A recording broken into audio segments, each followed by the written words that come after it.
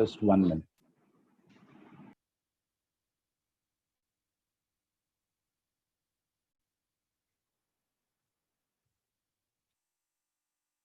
स्वर्गीय पिता परमेश्वर, प्रभु यीशु मसीह के नाम से हम आपके पास आते हैं प्रभु।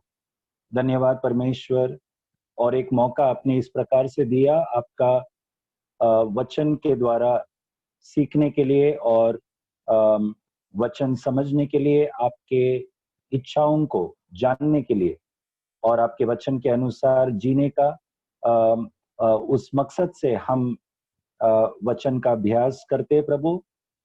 आपका पवित्र आत्मा आपके भेद के बातों को हम सबको बताए प्रभु, और हम सबका जीवन और भी परिवर्तन हो। आपका पुत्र यीशु के आने के लिए हम सबको तैयार कर प्रभु।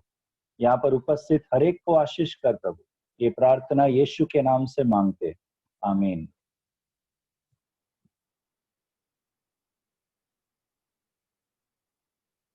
Okay, praise God to all of you. प्रभु की नाम की स्तुति हो। हम यशायाह का पुस्तक पिछले हफ्ते पहला अध्याय में कुछ आरंभ की बातें, जो बैकग्राउंड है वो हम सीख रहे थे। कैसे इजरायली लोग पाप में पड़े, जिसके कारण परमेश्वर यशायाह के द्वारा अपना क्रोध को या दंड इजरायलियों के ऊपर लाने के लिए चेतावनी दे रहा था यशायाह के द्वारा। और उन बातों को और भी गहराई से हम देखेंगे कैसे इजरायली लोग इस अवस्था में कैसे पहुंचे, वो आज हम देखेंगे। इस पाप के अवस्था में इजरायली लोग कैसे पहुंचे और परमेश्वर उनके ऊपर दंड लाने का निर्णय लेने का कारण क्या था। ओके, तो परमेश्वर न्यायी परमेश्वर है। परमेश्वर यदि कुछ करता है, निर्णय लेता है, तो उसके पीछे कारण होता है। परंतु हम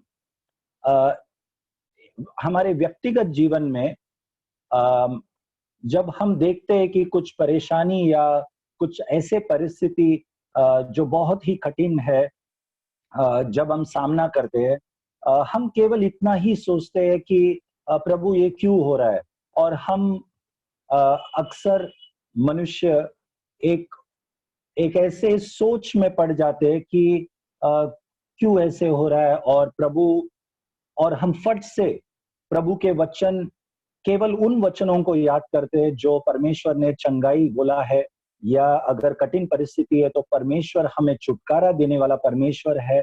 ऐसे वचनों को याद करके हम छुटकारा के लिए, चंगाई के लिए, या उस कठिन परिस्थिति से निकलने का एक मार्ग वचन के द्वारा हम ऐसे सोचते हैं।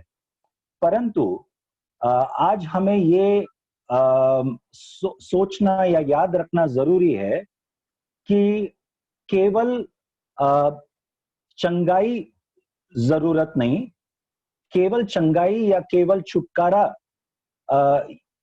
केवल उन वचनों को देखना या याद करना केवल काफी नहीं है।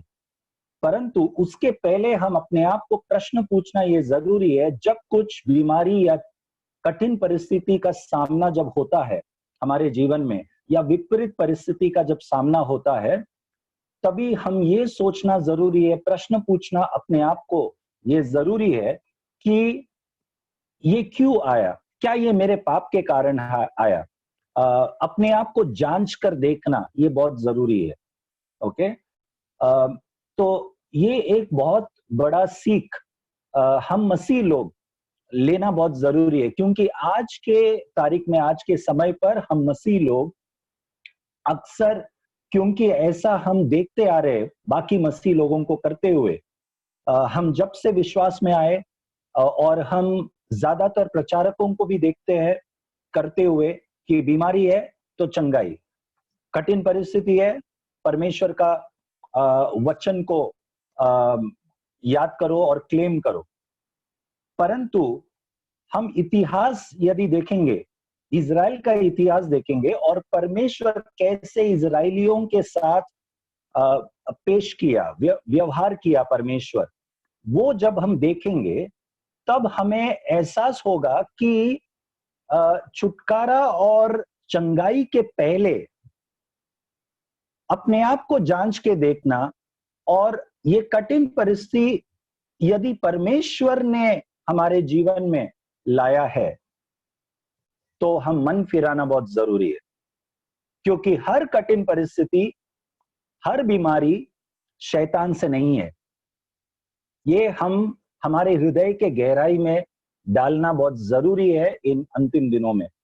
ओके, विश्वासी लोग इस बात में बहुत धोखे में रहते हैं कि हर बीमारी को, हर कठिन परिस्थिति को हम शैतान को दोष देते हैं और यीशु के नाम से शैतान को डांटते हैं, जबकि सच्चाई ये भी है कि परमेश्वर के द्वारा भी परमेश्वर हमारे जीवन में कठिनाई लाता है, बीमारी लाता है, एक दंड के रूप में, एक बाल शिक्षा जो बोलते हैं, एक डिसिप्लिन, एक अनुशासन के रूप में, जैसा एक पिता अपने बच्चे को अनुशासन करता है, उसके लिए भी होता है। तो यदि वो कारण है हमारे जीवन के बीमारी या कठिन परिस्थितियों का, यदि वो कारण है, तो हम कैसे यीशु के नाम से हम डांटेंगे उस परिस्थिति को?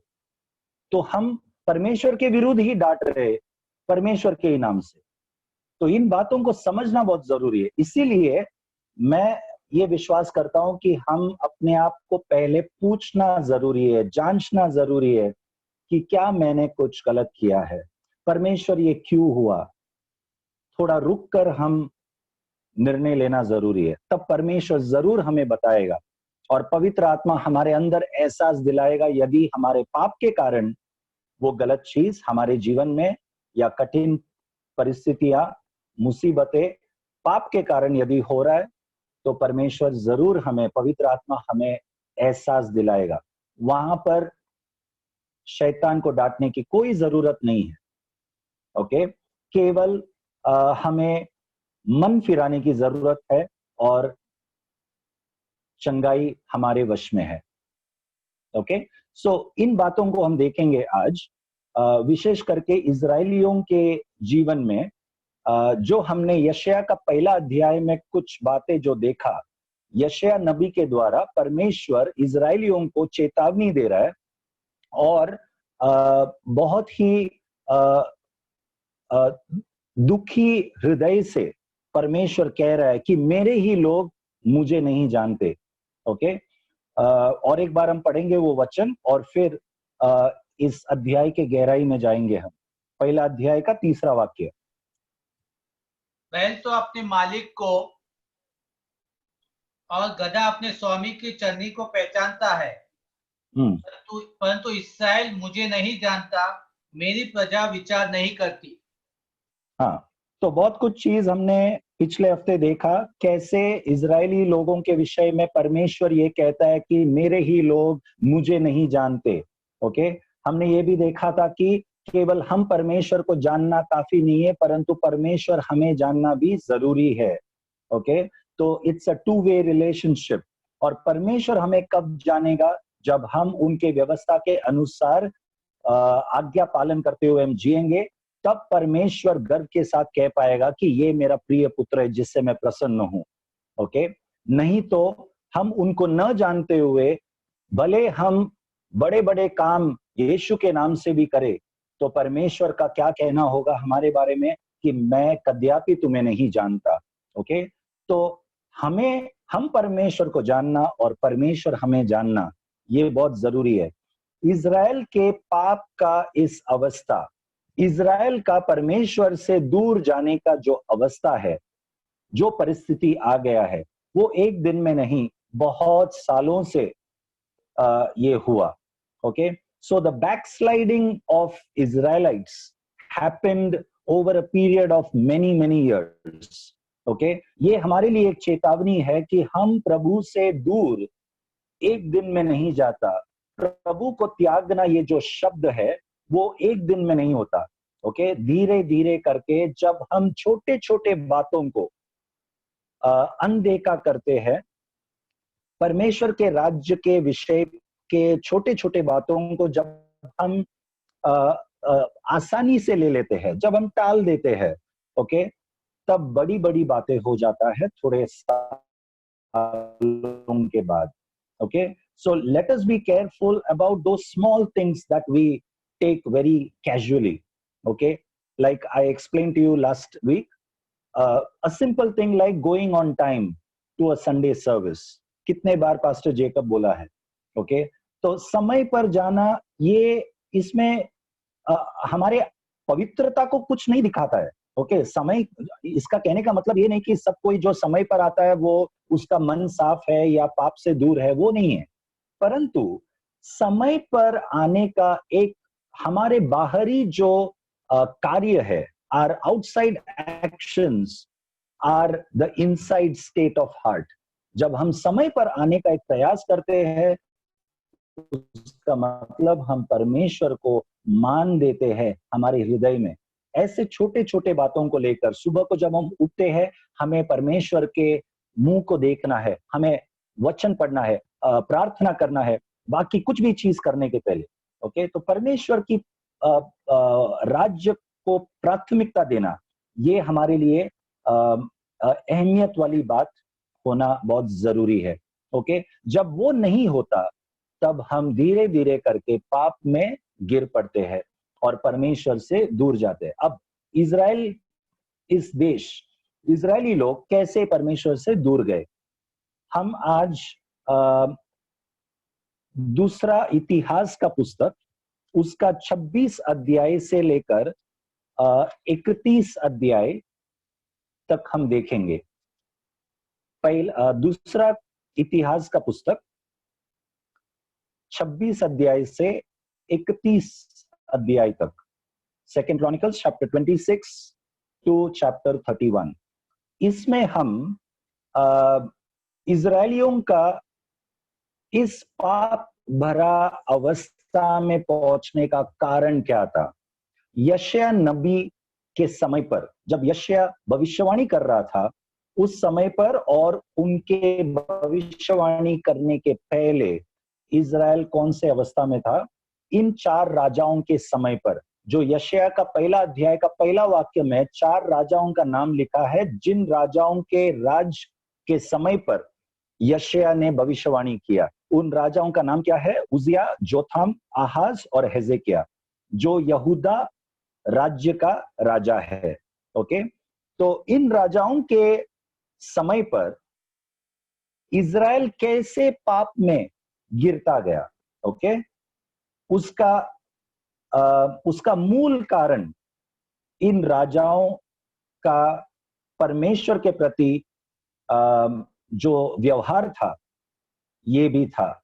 Okay, so the behaviour and the life of the leaders, it depends how the congregation or the people of God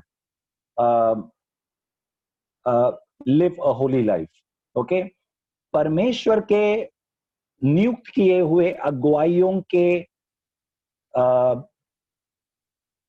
जो जीवन के द्वारा, ओके, कैसे वे लोग परमेश्वर के लोगों को चलाते हैं, उसके अनुसार परमेश्वर के लोग, विश्वासी लोग पाप में गिरते हैं, जाते हैं, या कैसे अवस्था में पड़ते हैं, वो हमें दिखाई देगा. तो यहाँ पर 4 अगुवाई लोग, 4 राजा लोग, उजिया, जोथम, आहाज और हेजेकिया, इनके समय पर यशायाह ने भविष्यवाणी की. ओके, तो इनके समय पर इजराइल का ये बुरा अवस्था कैसे हुआ. पहला राजा उजिया के बारे में हम देखेंगे. दूसरा इतिहास का 26 अध्याय, पहला वाक्य पढ़ो. दूसरा इतिहास 26 अध्याय, पहला वाक्य.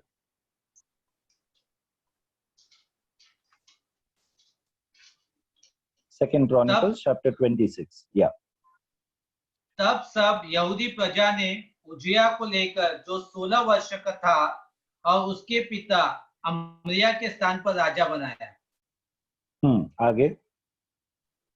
जब राजा अमरिया अपने पुरखों के संग सो गया, तब उजिया ने एलत नगर को दूर करके यहूदा में फिर मिला लिया. बस।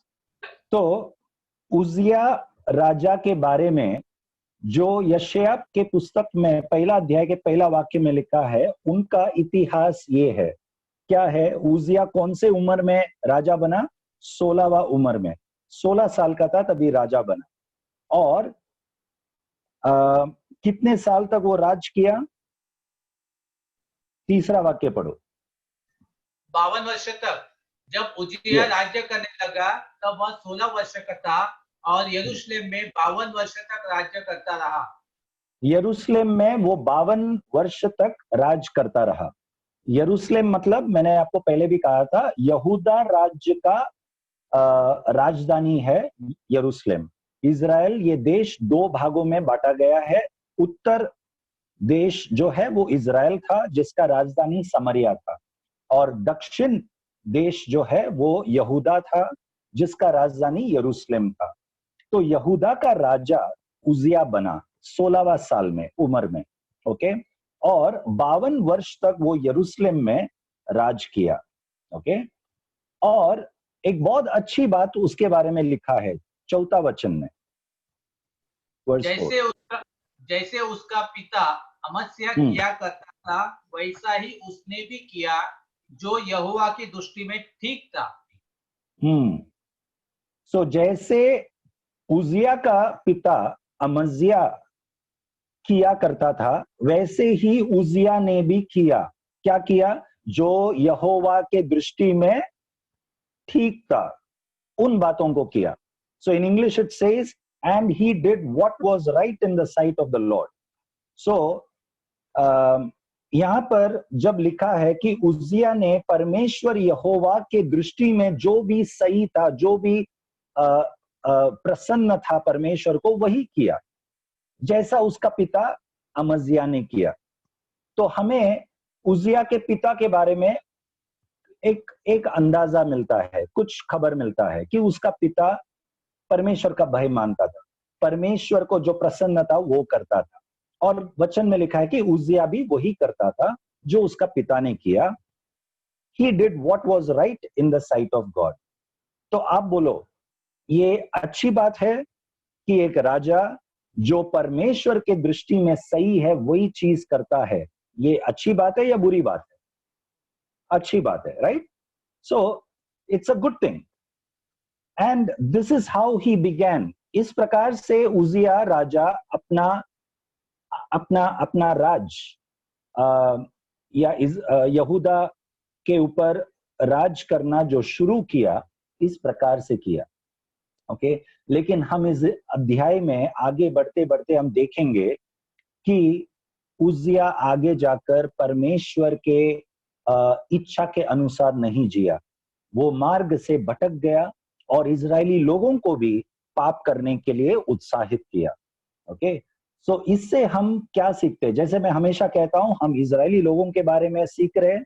उस समय पर क्या हुआ, ओके, अराउंड 700 BC, 700 BC के समय की बात है ये, ओके। तो उस समय पर क्या हुआ ये हम पढ़ रहे हैं, परंतु ये केवल एक कहानी या इतिहास नहीं, परंतु हमारे जीवन में क्या सीख है इसके द्वारा? हम ये सीखते हैं कि हमारा शुरुआत मसीह जीवन में केवल शुरुआत अच्छा होना काफी नहीं है, ओके। शुरुआत अच्छा होना बहुत जरूरी है, परंतु वो काफी नहीं है। हम कैसे हमारे मसीह जीवन का यात्रा कैसे हम अंत करते हैं, वो बहुत जरूरी है, ओके। और हमारे समय पर भी बहुत सारे ऐसे मसीह वीर लोगों की उदाहरण हमारे बीच में है, जिसको देखकर हम एक मार्गदर्शन बना सकते हैं, ओके। जैसा इब्रानी का पुस्तक उसका 11वां अध्याय में विश्वास के वीर लोगों के बारे में एक लिस्ट लिखा है, और पहला कोरिन्थ का 10वां अध्याय में पौलुस कहता है कि ये सब हमारे लिए एक उदाहरण है। इसीलिए हम भी सावधान रहकर पाप से दूर रहना है, ओके। तो मसीह लोगों में जो परमेश्वर के वीर लोग, विश्वास में जो वीर लोग हैं, ओके, उनका उदाहरण हम हमारे जीवन में लागू करना है।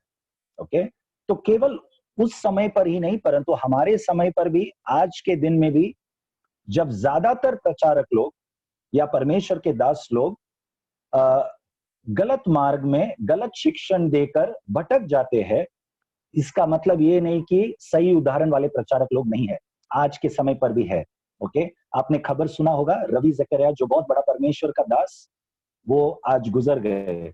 ओके, तो उनका जीवन पूरा एक एक क्या बोलते, इट्स अ टेस्टिमनी, एक गवाही है। ओके, वो शुरू भी बहुत अच्छी तरह से किया, उसका जीवन अंत भी वो बहुत परमेश्वर के उस व्यवस्था में रहकर, उनके डॉक्ट्रिन में, सिद्धांतों में रहकर न भटकते हुए किया। ओके, उसी प्रकार बिली ग्राहम जो परमेश्वर का दास है, उनका भी एक जीवन शुरू ही नहीं लेकिन पूरा जीवन, ओके, एक नम्र व्यक्ति बनकर परमेश्वर का प्रचार, वचन का प्रचार करते हुए उनका जीवन, उन्होंने अंत भी एक विश्वास के वीर बनकर किया। तो हमारे समय पर भी ऐसे लोग हैं जो अच्छे उदाहरण बनकर हम उनका पीछा कर सकते हैं। ओके, तो यहां पर उजिया राजा शुरुआत अच्छा किया, यहोवा के मार्ग में, यहोवा के व्यवस्था के अनुसार उनको जो प्रसन्न था वही चीज किया। 4वां वचन कहता है, 5वां क्या कहता है? जकारिया के दिनों में जो परमेश्वर के दर्शन के विषय में समझ रखता था, वह परमेश्वर की खोज में लगा रहता था, और जब तक वह यहोवा की खोज में लगा रहा, तब तक परमेश्वर ने उसको सफलता दी।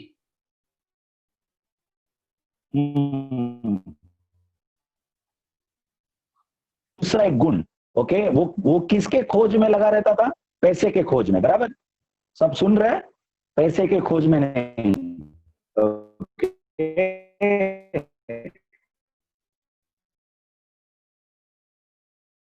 उजिया राजा परमेश्वर के खोज में, तो परमेश्वर के खोज क्या देता था? क्या लिखा है हिंदी में? God made him prosper.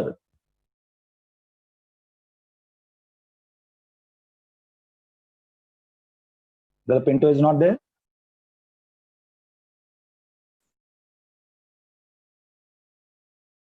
Brother Pinto, you are on mute. You can unmute yourself.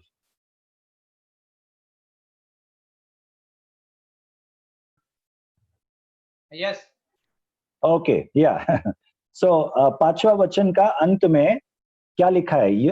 उजिया जब परमेश्वर के खोज में रहता था, तब परमेश्वर उसको क्या करता था? सफलता दी, सफलता देता था। ओके, जब तक वह यहोवा की खोज में लगा रहा, तब तक परमेश्वर ने उसको सफलता दी। तो जब तक वो परमेश्वर के खोज में लगा रहता था, तब तक परमेश्वर ने उसको क्या दी? सफलता दी। ओके, यहां पर मैं चाहता हूं कि सभी यहां पर एक बहुत ही महत्वपूर्ण एक सीख लेने के लिए जरा ध्यान दो। ओके, क्योंकि परमेश्वर के वचन में लिखा हुआ हर एक जो शब्द है, जो वर्णन करता है, सच्चाई का जो वर्णन करता है, उन शब्दों को हमें टालना नहीं है। ओके, ध्यान में रखना है। जब तक, ये बहुत ही इंपॉर्टेंट शब्द है वहां पर, as long as Uzziah sought the Lord, God made him prosper. तो जब तक वो परमेश्वर का खोज में था, परमेश्वर उसको सफलता दिया। ओके, हमारे जीवन में कैसा है? यदि हम सफलता में है, सफल जीवन जी रहे, ओके, परमेश्वर के खोज में जब तक हम रहेंगे, तब तक हम सफल जीवन जिएंगे। ओके, अब यहां पर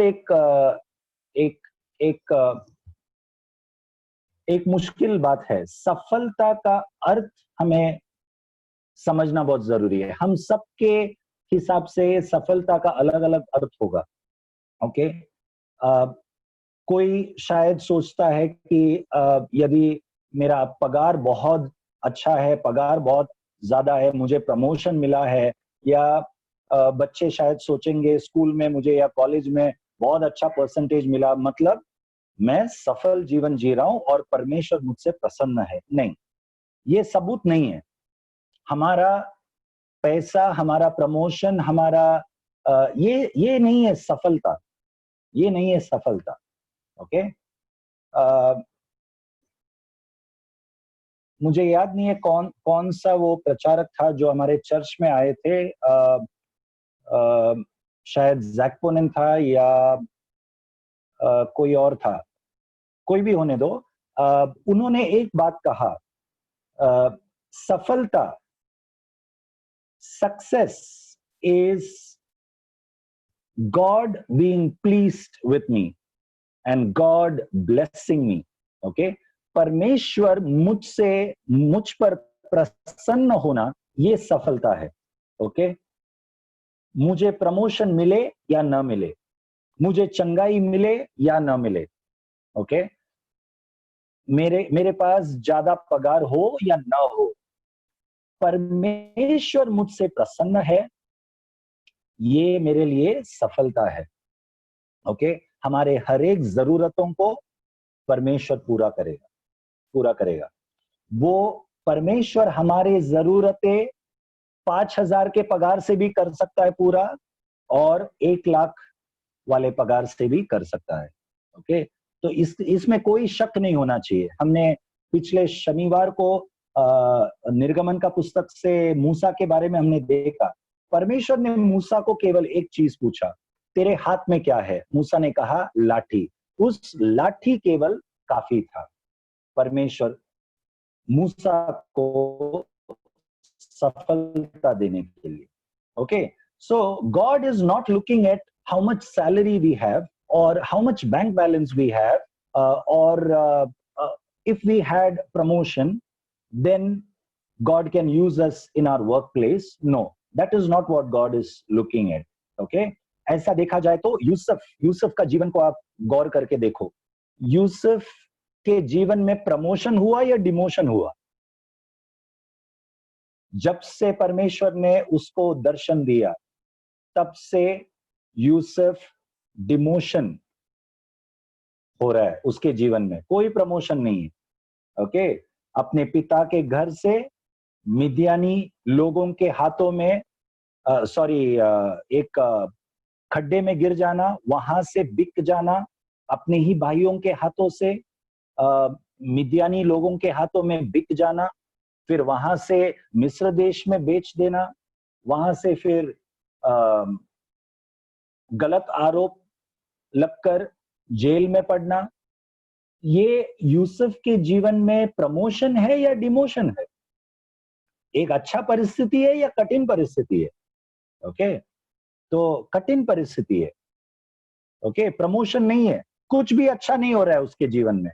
परंतु आप उत्पत्ति का पुस्तक पढ़ेंगे तो वचन में स्पष्ट लिखा है, इन सब परिस्थिति में जब वो खड्डे में है, मिद्यानी हाथों से बिक गए हैं, एक दास बनकर, एक क्या बोलते हैं, एज अ स्लेव, बंदी बनकर उसको बेचा गया मिस्र देश में, और फिर वो जेल में गया।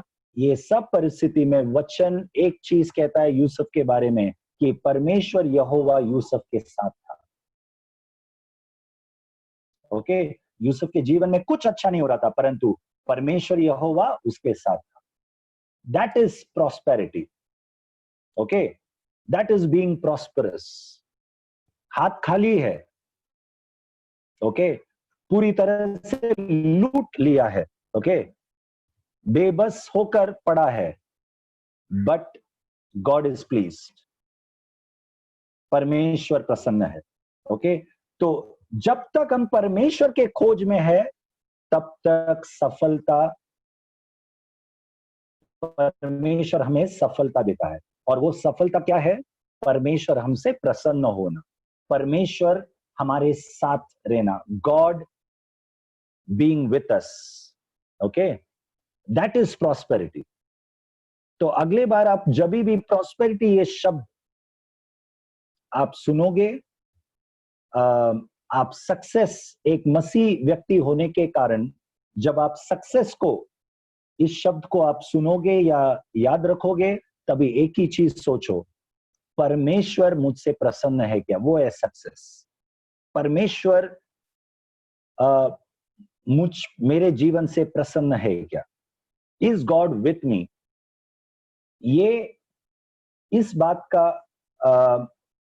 एहसास होना और निश्चय होना, ये बहुत जरूरी है।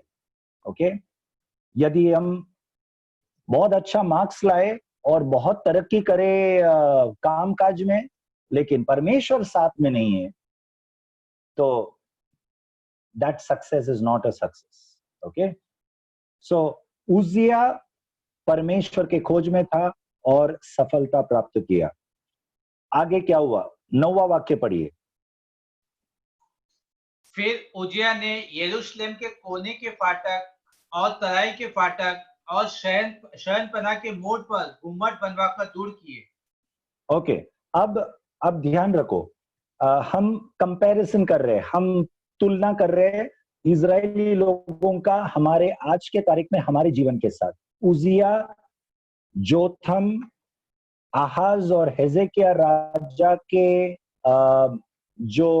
जो यात्रा है उनके जीवन का, उसका हम तुलना करने जा रहे हैं हमारे जीवन के साथ। ओके, तो जब हम प्रभु में, जब शुरुआत में जब हम प्रभु में आते हैं, तब हम प्रभु के खोज में रहते हैं। हम सब बहुत ही क्या बोलते हैं, प्रार्थना में और वचन पढ़ने में बहुत ही हम तीव्र रहते हैं। वी आर वेरी एक्साइटेड, हम उत्साहित रहते हैं हमारे विश्वास के शुरुआत में। ओके, और उस समय हम क्या क्या करते हैं? उजिया ने क्या क्या किया? 9वां वाक्य शुरू कैसे होता है? यरूशलेम में क्या किया उसने? फिर उजिया ने यरूशलेम के कोने के फाटक और तराई के फाटक और शयनपनाह के मोड़ पर गुम्मट बनाकर दूर किए। हाँ, 9वां वाक्य हुआ? हाँ, हो गया। Okay, in English at the end it says then he fortified them. Okay, so fort, what do you call for fort? बनवाकर मजबूत किया, दृढ़ किया। दृढ़ किया। ओके, सो मजबूत अ किया। फोर्ट, या तो जैसे राजा लोग अपने देश के चारों ओर, देश के सीमा में, ओके, क्या बनाते हैं? मजबूत गढ़ बनाते हैं, फोर्ट बनाते हैं। ओके, तो उजिया ने ये सब किया। ओके, एक मजबूत गढ़ बनाया, फोर्ट बनाया, a fortified city. Uzziah built towers in Jerusalem at the corner gate, at the valley gate, and at the corner buttress of the wall. तो जो चीजें नहीं था, उन चीजों को उजिया ने बनाया। ओके, आज हम बहुत ही एक आत्मिक जीवन का बहुत ही एक क्या बोलते हैं, एक फाउंडेशनल, एक नींव वाले बहुत ही जरूरी एक चीज हम सीखने जा रहे हैं। ओके, मसीह जीवन जब हम शुरू करते हैं, हमारे विश्वास का यात्रा जब हम शुरू करते हैं, हम प्रार्थना बहुत करते हैं, वचन बहुत पढ़ते हैं। ये हर एक मसीह जीवन का, मसीह लोगों का शुरुआत की यात्रा ज्यादातर लोगों का सेम रहता है। ओके, समान अर्थ रहता है। तो सभी लोग शुरुआत में उत्साहित रहते हैं, प्रार्थना में रहते हैं, वचन में बहुत दृढ़ रहते हैं। ओके, और उत्साहित रहते हैं मसीह जीवन में। ये किस चीज के बराबर है? जब हम प्रार्थना में रहते हैं तभी शैतान हमें आक्रमण नहीं कर सकता। हम क्या कर रहे हैं? हम हमारे मसीह जीवन में, हमारे आत्मिक जीवन में हम मजबूत इमारत बना रहे हैं, फोर्ट बना रहे हैं, फोर्टिफाइड वॉल्स बनाते हैं। ओके, जैसा उजिया राजा ने यरूशलेम नगर को किया, यहूदा इस राज्य को किया, और परमेश्वर ने उजिया को मदद किया क्या करने के लिए? 7वां वाक्य पढ़िए, वर्स 7। परमेश्वर ने फिलिस्तियों और गुबालवासी, अरबियों और मुनियों के विरुद्ध उसकी सहायता की। तो उजिया राजा की सहायता की परमेश्वर ने, किसके विरुद्ध लड़ने के लिए? फिलिस्तीन, अरेबियंस, एंड द म्यूनाइट्स, ओके, इनके विरुद्ध लड़ने के लिए, मतलब दुश्मनों के विरुद्ध लड़ने के लिए परमेश्वर ने सहायता की। तो हमारे मसीह जीवन के शुरुआत में भी हम बहुत ही मजबूत, विश्वास में बहुत मजबूत रहते हैं। क्यों? क्योंकि परमेश्वर हमारा सहायता करता है। परमेश्वर सहायता क्यों करता है? क्योंकि हम परमेश्वर की खोज में रहते हैं शुरू में। ओके, हम प्रार्थना का उस मजबूत गढ़ को बनाते हैं, ओके, फोर्टिफाइड वॉल्स को हम बनाते हैं, तब परमेश्वर भी हमारे संग रहता है। ओके, फिर आगे जाके क्या हुआ? 16 वाक्य पढ़िए। परंतु जब वह सामर्थ्य हो गया, तब उसका मन फूल उठा और उसने बिगड़कर अपने परमेश्वर यहोवा का विश्वासघात किया। जब, हाँ, पढ़िए। अर्थात वह धूप की वेदी पर धूप जलाने को यहोवा के मंदिर में घुस गया। ओके, तो उजिया के बारे में 16वां वाक्य में लिखा है कि जब वो क्या हुआ? सामर्थ्य हो गया। जब उजिया सामर्थी हो गया, तो मैं सब वचन आपको अभी नहीं हम पढ़ रहे, लेकिन आप बाद में आप पढ़ सकते हैं पूरा अध्याय, हर एक वचन को आप पढ़िए। 15वां वाक्य तक आप सब वचन जब पढ़ेंगे आपको पता चलेगा कि क्योंकि परमेश्वर यहोवा उजिया राजा के साथ था, उजिया राजा दुश्मनों के ऊपर, हर दुश्मनों के ऊपर विजय प्राप्त किया, और उस प्रदेश में उस समय के जो राज्य था, जो विश्व भर था, ओके, लोग यहूदा का इस राजा से डरता था। ओके, और वे उजिया राजा अत्यंत ही सामर्थी हुआ। फिर 16वां वाक्य में कहता है कि जब वो सामर्थी हुआ तब क्या हुआ? उसका हृदय,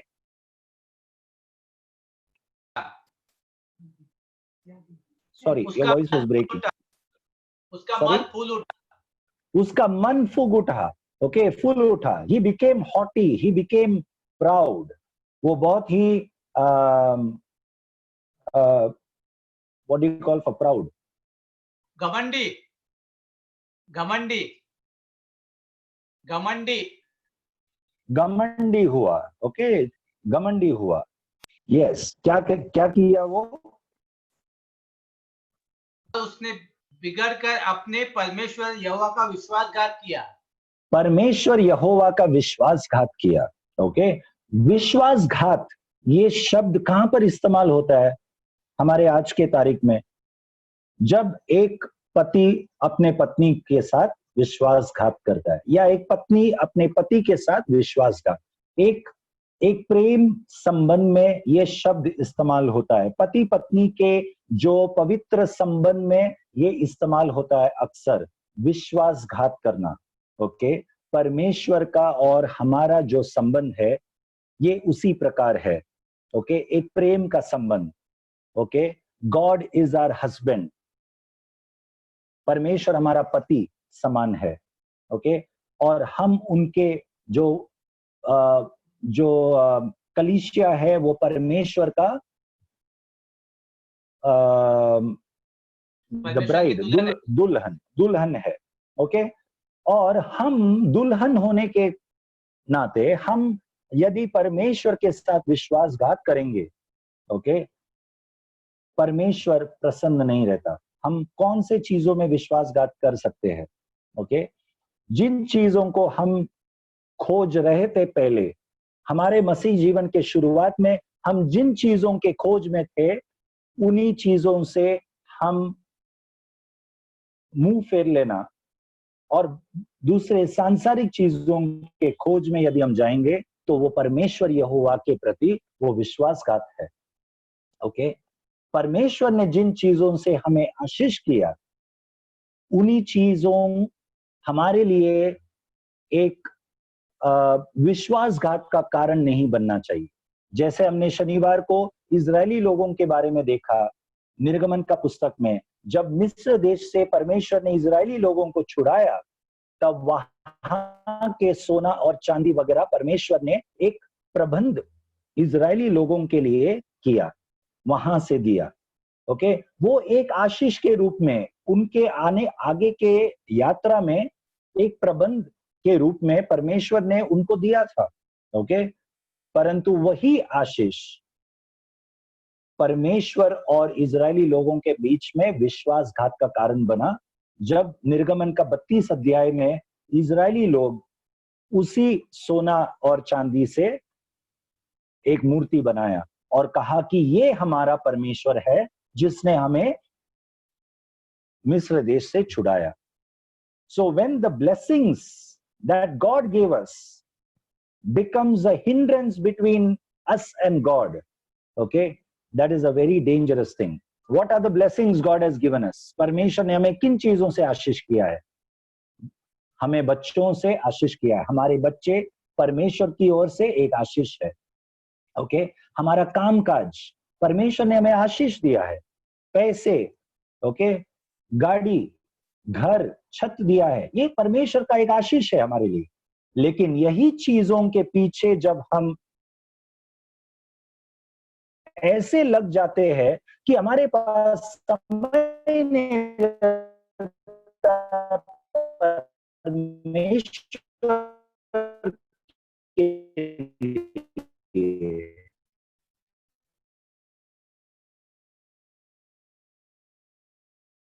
तब हम विश्वासघात करते हैं। तो इस्तेमाल करना है, घर में सीमित तौर इस्तेमाल करना है, ताकि जो सबसे मूल्यवान चीज है, क्या है वो? समय। ओके, पौलुस कहता है पूरा नया नियम में, समय को बहुमूल्य समझकर, okay, consider the time as precious and give God that time. Okay, let us be wise in considering time as very precious and give that most precious thing to God. मैं कहूंगा दशांश से भी बढ़कर बहुमूल्य है समय।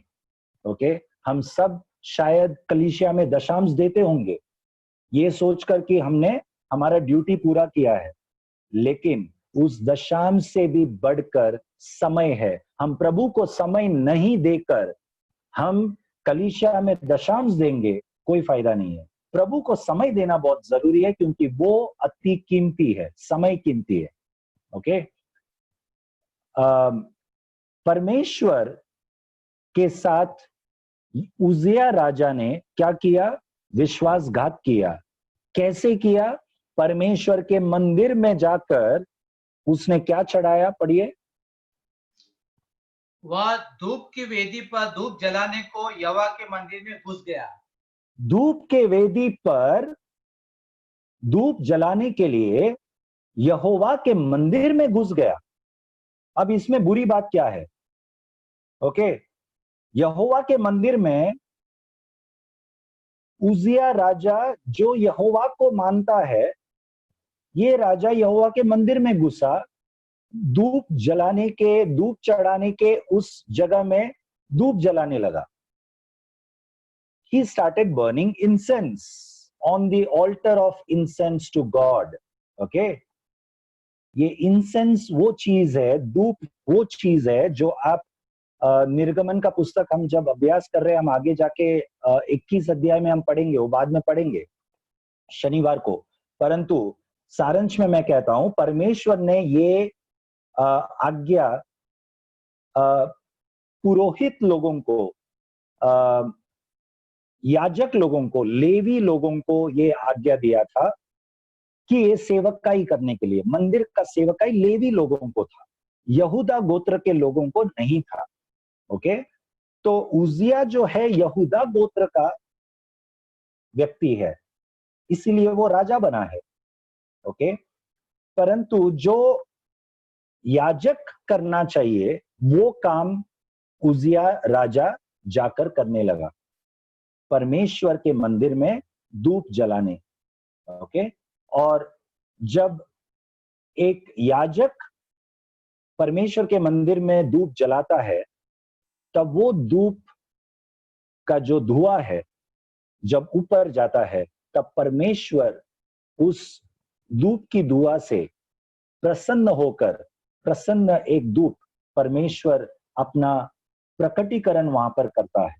Okay, so that is how God is pleased with the right kind of incense that is burnt in the temple of God. परमेश्वर यहोवा प्रसन्न कैसे होता है, उनका उपस्थिति उस पवित्र मंदिर में कैसे उतर आता है, जब सही प्रकार का धूप सही व्यक्ति जब जलाता है, वो परमेश्वर को ग्रहण योग्य होता है। ओके, हम परमेश्वर को प्रसन्न कैसे करते हैं? जब हम मंदिर में, कलीसिया में जाते हैं, या हमारे घर पर जब हम जीवन जीते हैं, जब हम काम काज में जाते हैं, कहीं पर भी, क्योंकि हम चलता फिरता मंदिर है, परमेश्वर का मंदिर है, उनका पवित्र आत्मा हमारे अंदर वास करता है। ओके, तो केवल कलीसिया में जब संडे को जाते हैं वहां पर ही नहीं, परंतु मैं सब परिस्थिति को साथ में लेकर क्यों ना हम अपने आप को जांचे, कलीसिया में, घर पर, हमारे परिवार में, काम के क्षेत्र में, इन 3 क्षेत्रों में। ओके, एक उदाहरण के रूप में हम जांचेंगे परमेश्वर को प्रसन्न ये धूप हम कब कैसे जलाते हैं। ओके, यहां पर उजिया राजा जो नहीं करना चाहिए था वो चीज उजिया राजा ने किया। तो परमेश्वर के सेवकाई में भी, जैसे हम चर्च में जाते हैं और हमारे आत्मिक कार्यों में, आत्मिक जो the gifts of the Holi spirit, what do you call for gifts, वरदान, जो आत्मिक पवित्र आत्मा का वरदान, जिसके बारे में पौलुस ने 1 कोरिन्थ का 14 अध्याय 12 से 14 अध्याय में बहुत विस्तार में वर्णन किया है। तो पवित्र आत्मा का जो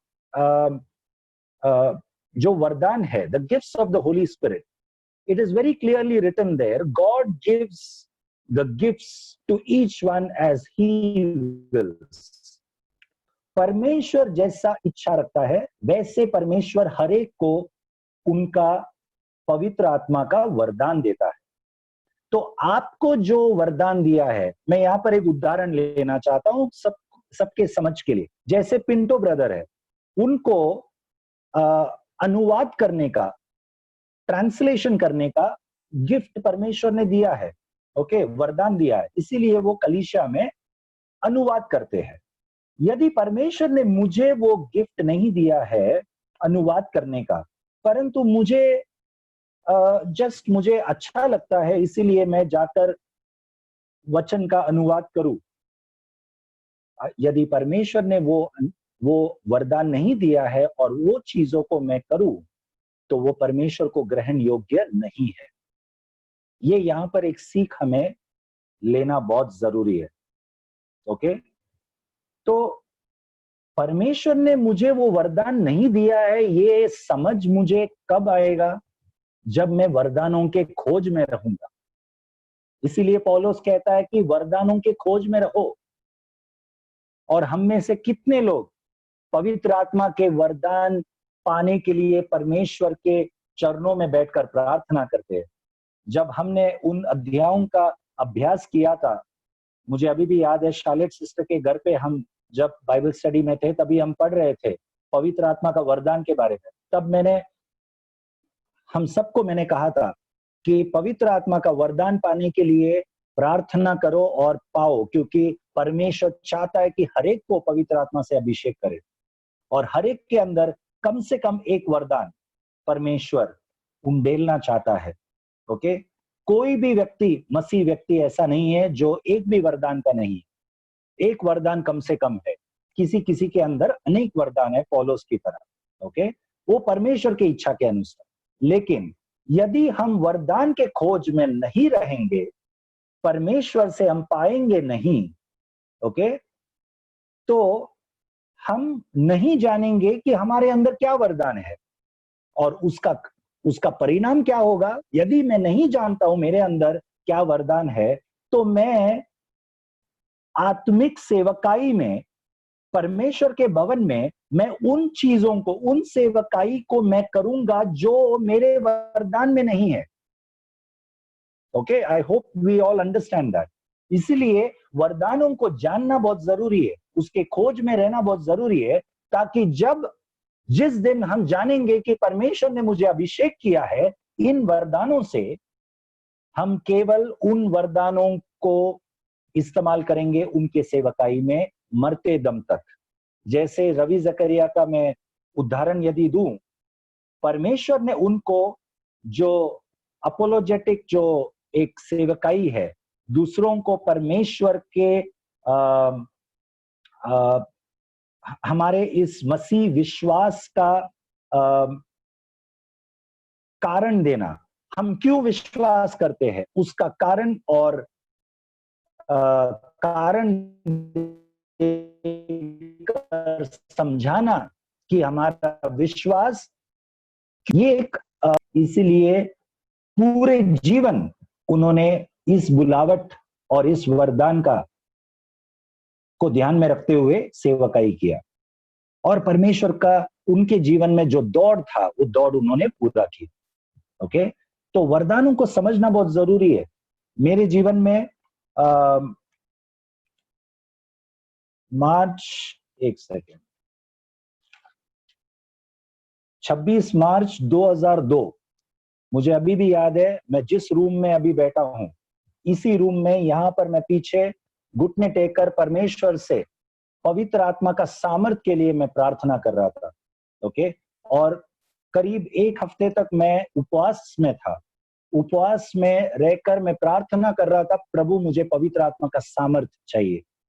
ओके, और उन दिनों में परमेश्वर ने मुझसे लूका का 4 अध्याय उसका 18 और 19 वाक्य से बात किया कि मैंने तुझे अभिषेक किया है, the spirit of the Lord is upon me because he has anointed me to preach the gospel to the poor.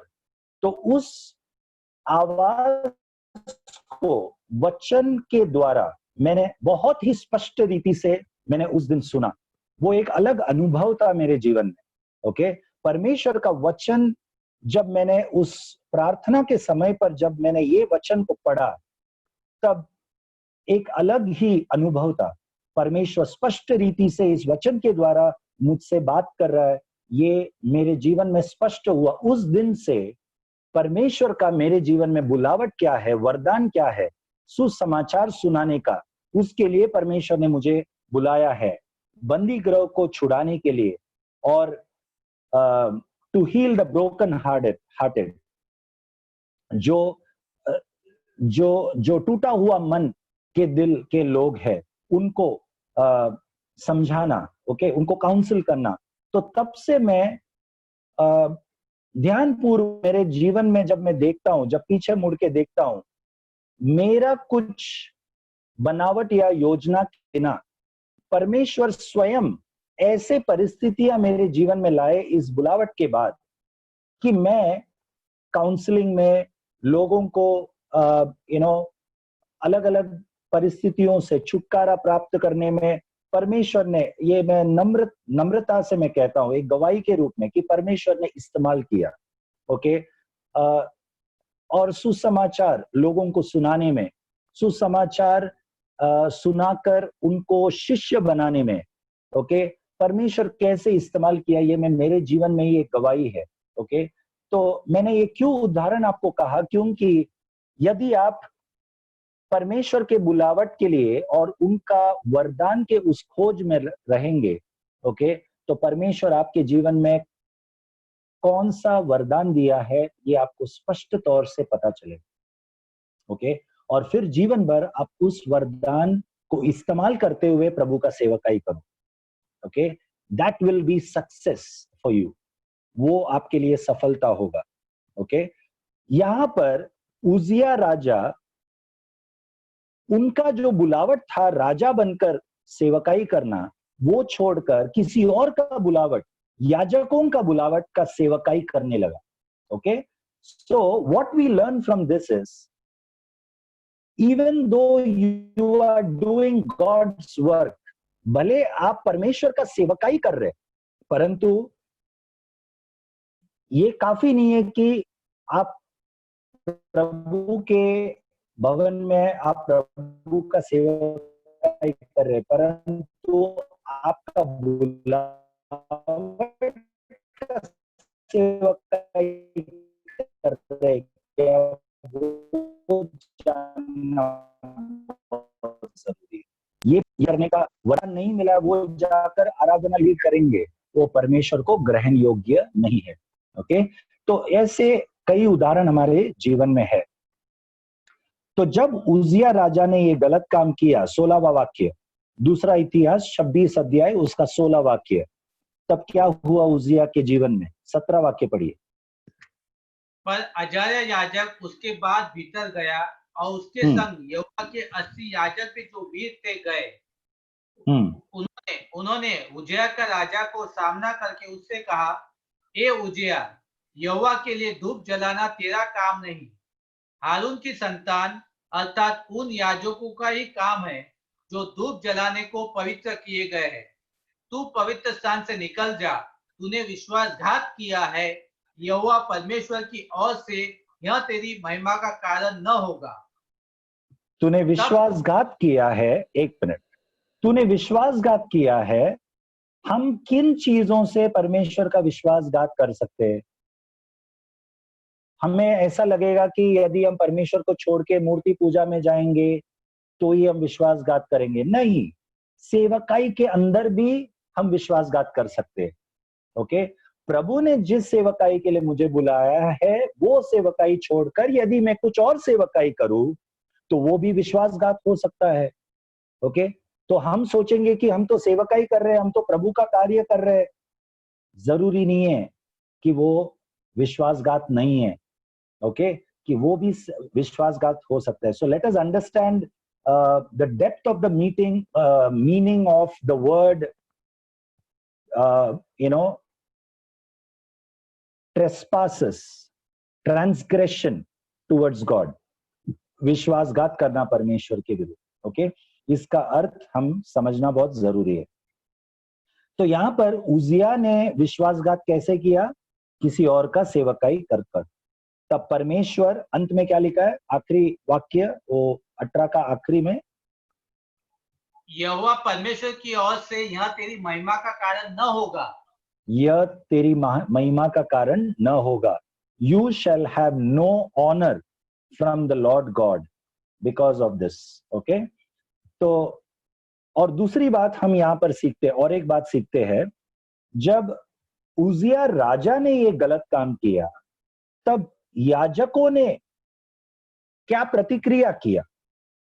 अजरिया याजक 80 और परमेश्वर के याजकों के साथ वहां पर आकर उजिया राजा के विरुद्ध खड़ा हुआ। 18वां वाक्य शुरू कैसे होता है? उन्होंने उजिया राजा का सामना करके उससे कहा, उसका सामना करके उससे कहा, सामना किया। ओके, तो करेक्ट। तो उनके राज्य में व्यक्ति कोई भी हो, अभी यहां पर राजा है, हमें यह समझना बहुत जरूरी है कि एक राज्य में राजा सबसे ऊपर का स्थान होता है। राजा के विरुद्ध यदि कुछ बोलेंगे तो राजा दंड दे सकता है, मृत्यु दंड भी हो सकता है। परंतु उस मृत्यु का न परवाह किए हुए याजकों ने इस राजा का सामना किया, विरोध किया। ओके, तो हम क्या सीखते हैं? परमेश्वर के कलीसिया में, परमेश्वर के राज्य में कोई भी हो, एक बहुत बड़ा याजक हो,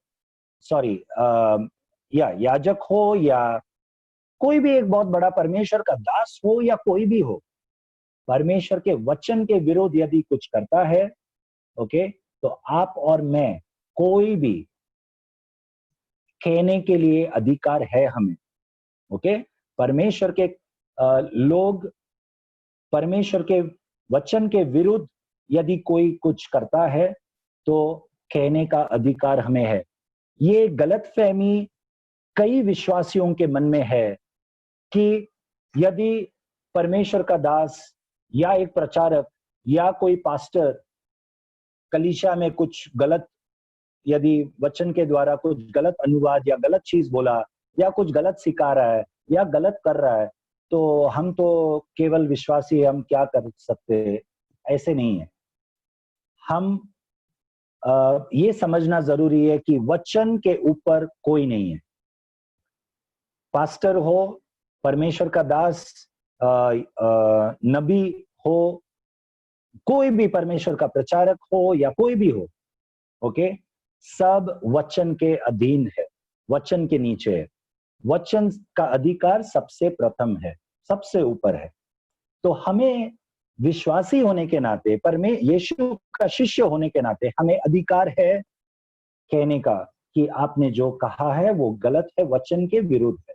परंतु हम जो कहते हैं वो परमेश्वर के प्रेम से कहना है, नम्रता से कहना है। ओके, तो यहां पर विरोध किया, कौन विरोध किया? याजकों ने राजा का विरोध किया, ये कहकर कि राजा जो कर रहा है वो गलत कर रहा है। ओके, दूसरा भी एक उदाहरण है वचन में कि एक याजक ने एक राजा का विरोध किया। आप सोच सकते हो, याद कर सकते हो कौन है वो?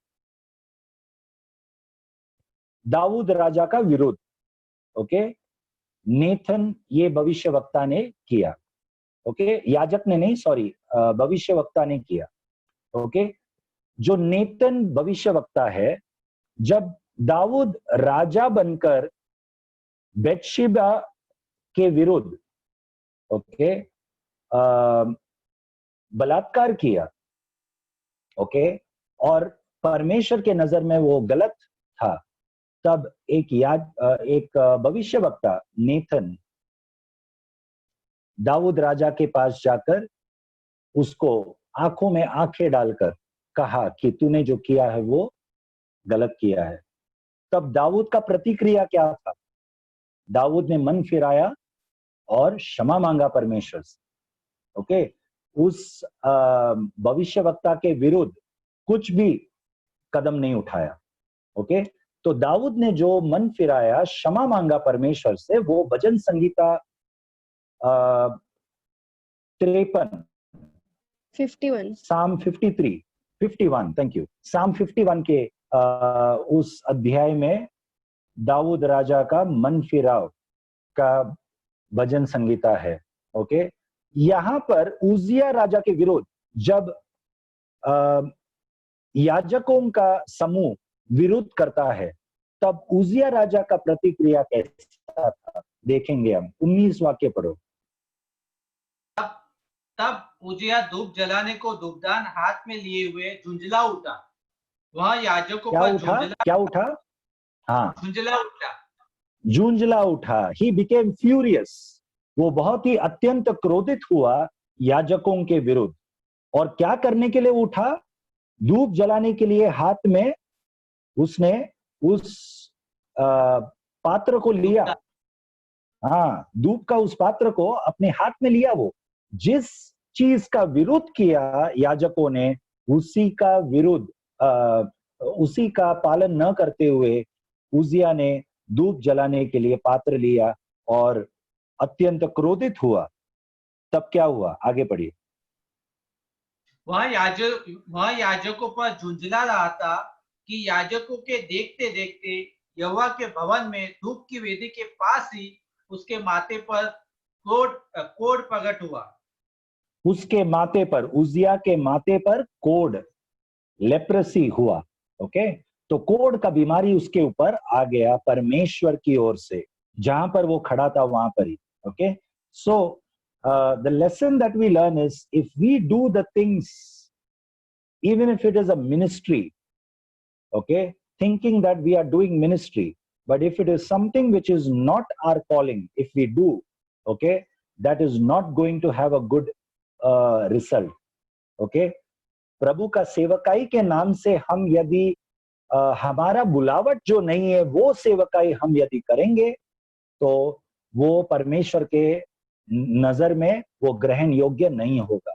ओके, और उसका अंत भी सही नहीं होगा। परमेश्वर हमारे ऊपर क्या दंड लाएगा वो मेरा काम नहीं है बोलना। ओके, वो परमेश्वर के ऊपर है। ओके, आज हम अनुग्रह के समय पर जी रहे, इसीलिए दंड तुरंत ही नहीं होता। ओके, लेकिन पुराने नियम में, और जब पहला कलीसिया स्थापित हुआ था, प्रेरितों का पुस्तक उसका 5वां अध्याय में हम देखते हैं, या 3रा अध्याय में, सॉरी, हम देखते हैं कि कैसे परमेश्वर दंड तुरंत ही कलीसिया पर या विश्वासी पर परमेश्वर दंड लाता था। ओके, तो उस समय पर तुरंत ही परमेश्वर कार्य करता था। लेकिन अब क्योंकि हम अनुग्रह के समय पर है, we are in the time of grace, और परमेश्वर हमारे ऊपर कोई दंड तुरंत ही नहीं लाता है, शायद कभी कभी लाता है, परंतु यदि अक्सर नहीं लाता है तो हम ये समझ बैठते कि हम जो कर रहे हैं वो सही है। ये बहुत बड़ा गलतफहमी। इसीलिए मत्ती 7वां अध्याय में यीशु कहता है कि उस दिन, कौन सा दिन, अंत में न्याय के, मेरे पास प्रभु तेरे नाम से ये किया वो किया, तो उस समय मैं कहूंगा कि मैं तुम्हें नहीं जानता। परमेश्वर हमसे प्रसन्न। ओके, तो अंत के समय पर क्यों परमेश्वर, यदि हमें आज मैंने यदि कुछ गलत किया है तो परमेश्वर तुरंत ही मुझे क्यों नहीं बताता अभी? क्यों? क्योंकि हमारे पास ये पवित्र शास्त्र है, ये बाइबल हमारे पास है, परमेश्वर ने स्पष्ट तौर से कहा है। तो फिर हम कौन सा आवाज सुनने की हमें जरूरत है? कौन सा दंड हमारे ऊपर आने की हमें जरूरत है? हम ये सोच बैठेंगे कि हमारे जीवन में कुछ नहीं हो रहा है, प्रभु के दंड या कुछ नहीं हो रहा है, हमें अच्छा नौकरी मिल रहा है, प्रमोशन मिल रहा है, हम ये सोचकर बैठेंगे कि परमेश्वर प्रसन्न है उस कारण। No, let us not be misunderstood. Okay, let us not be deceived. Those are not the signs that God is pleased with us. Okay, we have the word of God. Let us be careful readers of the word of God so that the knowledge of the word will be a discernment for us, knowing that whether I'm doing right or wrong.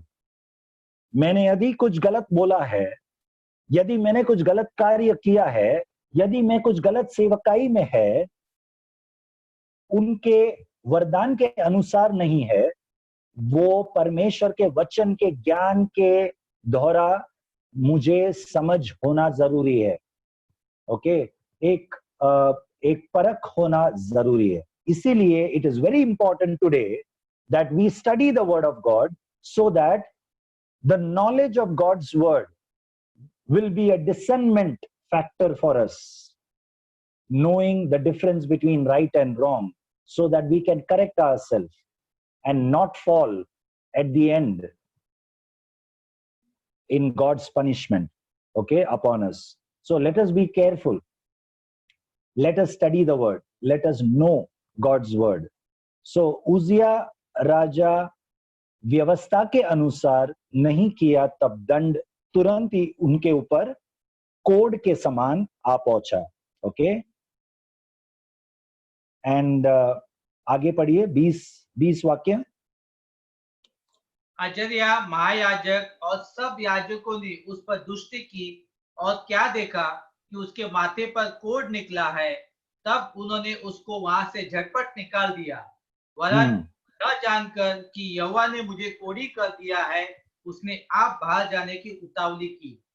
बस यहां पर और एक प्रतिक्रिया हम देखते हैं। जब परमेश्वर ने दंड दिया उजिया राजा को कोढ़ के समान, कोढ़ के रूप में, ओके, तब याजकों ने क्या किया? फट से, पढ़िए वो शब्द कैसा लिखा है? झटपट उसको वहां से झटपट निकाल दिया। झटपट उसको वहां से निकाल दिया। कहां से निकाल दिया? परमेश्वर के पवित्र मंदिर से निकाल दिया, क्योंकि उस समय पर कोढ़, ये बीमारी एक पाप के साथ तुलना किया जाता था। पाप का यदि मैं कहूं एक प्रतिरूप था। ओके, तो जब पाप होता है तब तुरंत ही परमेश्वर के भवन से झटपट निकाल देना कोढ़ वाला व्यक्ति को। ओके, और उजिया ने भी अपने आप को जल्दी से वहां से, पढ़िए आगे, वरन यह जानकर कि यहोवा ने मुझे कोढ़ी कर दिया है, उसने आप बाहर जाने को उतावली की। उजिया ने भी अपने आप उतावला किया, जल्दबाजी किया बाहर जाने के लिए, जब उसको समझ आया कि परमेश्वर ने उसको दंड दिया है। ओके, तो यहां पर हम नए नियम विश्वासियों के लिए क्या सीख है? जब परमेश्वर के कलीसिया में ओके, जब एक व्यक्ति परमेश्वर के वचन के विरुद्ध कार्य करता है, कलीसिया में परमेश्वर के सेवकाई में कोई भी चीज परमेश्वर के वचन के विरुद्ध नहीं होना चाहिए। ओके, जब वचन के विरुद्ध कोई कुछ कदम उठाता है या करता है, तब ये जरूरी है उस व्यक्ति को नए नियम में, आई एम सॉरी मैंने वो वचनों को मैंने नए नियम से निकाला, ये योजना है, the provision is there to warn a person, एक व्यक्ति को यीशु स्वयं कहता है, जब कलीसिया में एक व्यक्ति जब पाप करता है तभी एक अकेले में उसको अपना पाप स्मरण लाना, उसको वार्निंग देना, what do you call for warning, चेतावनी, चेतावनी देना एकांत में बहुत जरूरी है। जब वो उस चेतावनी को यदि वो पालन नहीं किया तो 2 या 3 अगुवाई के साथ उसको चेतावनी देना बहुत जरूरी है। फिर भी उसने मन नहीं फिराया तो कलीसिया में सबके सामने उसको चेतावनी देना जरूरी है।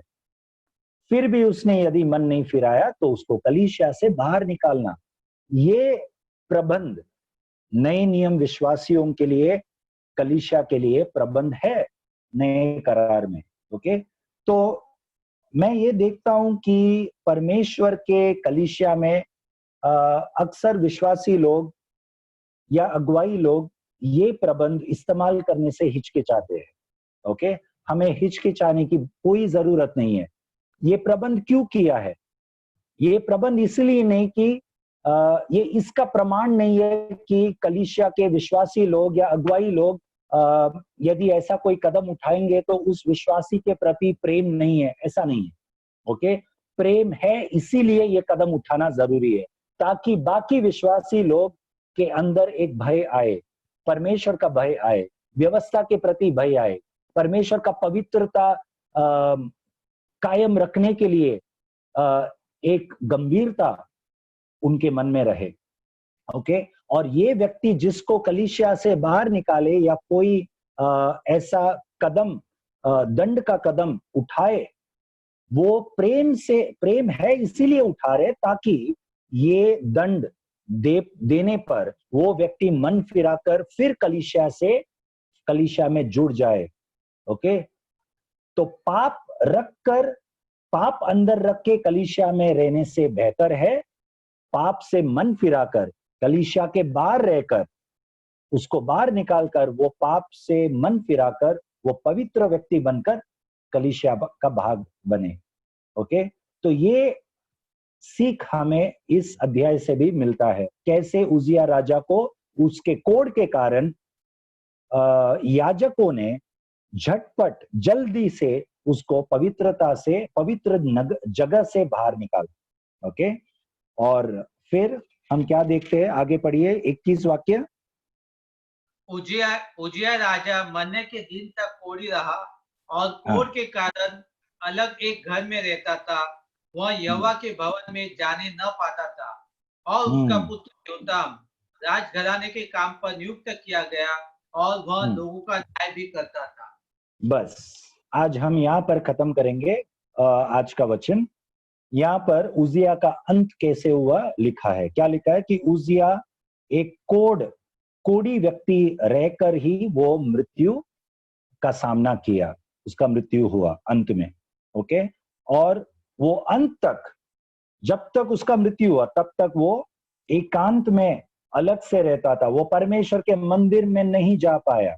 ओके, और उसका मृत्यु के बाद योताम उसका बेटा वो राजा बना और वो यहूदी लोगों के ऊपर न्याय करने लगा। He started judging the people of the land as the king of Judah. Okay, तो मैंने शुरुआत में कहा था कि हम इजरायली लोगों के पूरे जो यहूदा प्रदेश के यहूदी लोगों का पाप का इस अवस्था कैसे उस पाप में यहूदा पूरा देश कैसे उस पाप में गिरा। ओके, ये इसका कारण क्या था? ये 4 राजाएं जो यशायाह का पुस्तक पहला अध्याय का पहला वाक्य में लिखा है। तो इन 4 राजाओं में से पहला राजा का बारे में हमने पढ़ा। क्या पढ़ा? कि उजिया राजा जो 16वां साल के उम्र में राजा बना और वो 52 साल तक वो राज किया। तो 52 साल तक राज किया मतलब 16 साल के उम्र और 52 साल उसके साथ जोड़कर आप देखेंगे तो उजिया राजा 68 साल तक जिया। ओके, उसका उम्र 68 साल का था तब वो मर गया। ओके, और उसका शुरुआत बहुत अच्छा था, हमने देखा वो परमेश्वर के खोज में था। ओके, मजबूत गढ़ बना रहा था यरूशलेम में, और ऊंचे इमारत दुश्मन घुस नहीं पाएंगे, उस कारण वो अच्छे काम कर रहे थे। परंतु जब वो घमंडी बना, बहुत ही सामर्थी बना, ओके, तब परमेश्वर के मार्ग से वो हट गया। ओके, और फिर क्या हुआ हमने सब देखा। तो हमारे व्यक्तिगत जीवन में, आत्मिक जीवन में हमें बहुत सावधान रहना है कि हमारे आज का जो कदम है वो कल का परमेश्वर से दूर जाने का कारण बन सकता है। इसीलिए हमारे आज का निर्णय को हम सावधानी से ले। ओके, हम हमारे आत्मिक जीवन में क्या निर्णय लेते हैं, क्या कदम उठाते हैं, हमारा प्रार्थना का जीवन कैसा है, हम वचन पढ़ते हैं कि नहीं। वचन का अज्ञानता के कारण हम वो चीज कर बैठेंगे, वो सेवकाई, परमेश्वर के राज्य में वो सेवकाई कर बैठेंगे ये सोचकर कि ये सही है, परमेश्वर प्रसन्न है, परंतु ये परमेश्वर के वचन का अज्ञानता के कारण। ओके, लेकिन हमें सावधानी बरतना बहुत जरूरी है। Okay, let us all be careful, let us not be like the Israelites, like the Jews who in a time period of 200 years, मैंने पिछले बार कहा था 922 BC से 722 BC तक का ये समय का अंतर हम बात कर रहे हैं। ओके, कैसे इजरायली लोग पाप में गिरता रहा। सुलेमान राजा के बेटा जो रेहोबोआम है, उसके समय से 922 BC के समय से 722 BC जो यशायाह के समय तक, कैसे इजरायली लोग इस दोनों 200 साल तक, ओके, इस अंतर में धीरे धीरे करके परमेश्वर के मार्ग से हटता गया, और ये परमेश्वर का दंड का कारण बना, जिसके कारण असीरिया साम्राज्य इजराइल और यहूदा देश पर हमला करके उनको बंदी बनाकर लेकर गया। पर शैतान हमारे जीवन पर हमला करके हमें बंदी बनाकर हमारे जीवन पे एक मजबूत गढ़ कैसे बनाते हैं? जब हम छोटे छोटे चीजों पर ध्यान नहीं देते। ओके, हमारे प्रार्थना पर, हमारे वचन पढ़ने के स्वभाव पर, ओके, और बाकी अधिक चीजों पर, परमेश्वर का आज्ञा पालन करने, हमारे माता पिता का सम्मान रखना, उनका आज्ञा पालन रखना, उनको आदर देना। ओके, हर चीजों पर हमें वचन के आधार पर जीना, तब हम, हमारे बच्चे, हमें, हमारे आने वाले पीढ़ी भी परमेश्वर के मार्ग में बने रहेंगे। Okay, may God bless us with these words. Let us pray. Any one of you can pray, please. कोई भी एक आवाज उठा के प्रार्थना करेंगे। रीना सिस्टर, यदि आप है वहां पर तो आप प्रार्थना करें। यस ब्रदर, यस, मैं करती हूँ प्रार्थना कीजिए। यस, धन्यवाद देते हैं पिता परमेश्वर जी आज के इस दिन, इस समय के लिए। प्रभु, आपने हमें एकत्रित किया पिता परमेश्वर, आपके वचन के द्वारा आपने हमें समझाया पिता परमेश्वर की हमें कैसे चलना है। प्रभु, हमें कोई भी आपके वचन के विरुद्ध कार्य नहीं करना पिता, हमें आपको थामे रखना है पिता, अंत तक आप हमारे साथ हैं, हमें ये विश्वास है मेरे पिता परमेश्वर। प्रभु, आपका वचन हमारे अंदर कार्य करे प्रभु। हम जैसे प्रभु हिजकिय्याह ने किया पिता, हमें हमें प्रभु ऐसी सामर्थ्य दे कि हम आपके भय में चले पिता, हम पवित्र बने पिता परमेश्वर, आपके राज्य के लिए पिता परमेश्वर हम सामर्थी बने पिता, हमें आत्मा के फलों से भरे पिता परमेश्वर। एक एक जन के लिए प्रार्थना करती हूँ जो पिता इस समय वचन को सुन रहा है पिता परमेश्वर, उसको आत्मा से भरे प्रभु, अपने आत्मा के वरदानों से भरे पिता परमेश्वर। हाँ मेरे पिता, हम आपको धन्यवाद देते हैं कि पिता आपने इस लॉकडाउन में भी पिता हम सबको एक साथ एक मन किया और हम आपके नाम से प्रार्थनाएं करें पिता परमेश्वर। हाँ पिता, हम आपको हर एक बात के लिए कोटि कोटि धन्यवाद देते हैं। और पिता परमेश्वर, आपकी आशीषें हम हमारे सबके ऊपर, हमारे परिवारों पर है। और पिता हम मांगते हैं हमारे देश के लिए, पूरे वर्ल्ड के लिए पिता परमेश्वर, जो कोविड-19 है, यीशु प्रभु के नाम से सबको प्रभु छुटकारा दिलाइए पिता। जो बेचारे हॉस्पिटल्स में है, घरों में है पिता परमेश्वर, जो इसमें क्वारंटीन में है पिता परमेश्वर, जो उन्हें प्रभु निकालिए इन सबसे पिता, अपनी दया अपनी अनुग्रह की दृष्टि उन पे डालिए पिता परमेश्वर, लोगों को पापों से निकालिए पिता परमेश्वर। ओ मेरे पिता, आप सब कुछ करने के योग्य है मेरे राजा। हाँ पिता, हम आपको धन्यवाद देते हैं पिता, आपका लहू के लिए, जो आपका लहू हमें आजाद करता है पिता परमेश्वर, उसके लिए धन्यवाद देते हैं पिता प्रभु। हम आपको धन्यवाद के साथ इस प्रार्थना को प्रभु यीशु मसीह के सामर्थ्य नाम से मांगते हैं, इसे सुने और कबूल करे पिता, आमीन आमीन आमीन। सो गॉड ब्लेस यू ऑल। हम मीटिंग खत्म करने के पहले जस्ट मुझे आप लोगों से कहना है, जब आप लॉग इन करते हो, आपका जो जूम अकाउंट है, आपका जूम अकाउंट में यदि आपने आपका नाम नहीं डाला है वहां पर, तो आपका मोबाइल का जो मॉडल नंबर है वो नंबर यहाँ पर दिखाई देता है। तो मुझे पता नहीं चलता है कौन है करके। तो ज्यादातर आप लोगों ने नाम डाला है तो उसमें कोई प्रॉब्लम नहीं है, लेकिन अगर यदि आपने आपका नाम नहीं डाला है तो आप नाम डालिए, ताकि लॉगिन करते वक्त पता चले कौन है करके। Okay, so God bless you all. हम शनिवार को मिलेंगे 7 बजे। मैं सबको अनम्यूट कर रहा हूँ, आप you can wish each other. Praise the Lord. God bless you. Praise the Lord. Shimon, Jose, you तो don't invite me for this Bible study, लेकिन मुझे बहुत सारे लोग invite कर रहे हैं अभी। ओके। हमारे बीच में स्टीफन ब्रदर भी है। Welcome Stephen brother. Praise God. And Teresa sister, praise God. God bless you. Praise the Lord. God bless you. Praise God. Praise God. Okay, God bless you all. Bye. God bless you. Bye. Bye. Bye.